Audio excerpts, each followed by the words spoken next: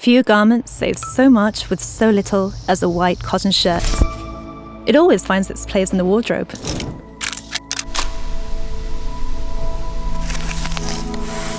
An iron, a needle, some thread, and a little patience.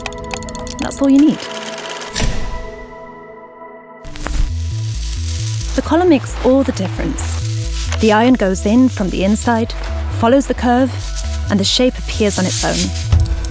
The cuffs are ironed open and flat, one side first and then the other. The body is worked by turning the shirt gently, following the shape of the armholes. Between the buttons, just the tip of the iron is enough. Cotton responds well to heat. What it needs is direction and care. A loose button is an easy fix. White thread, medium tension. The trick is to leave a couple of millimeters between the button and the fabric.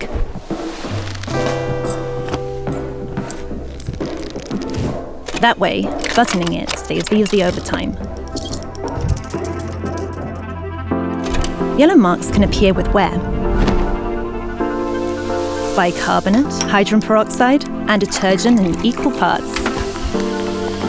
30 minutes of patience, and best to wait until the stain disappears completely before applying any heat.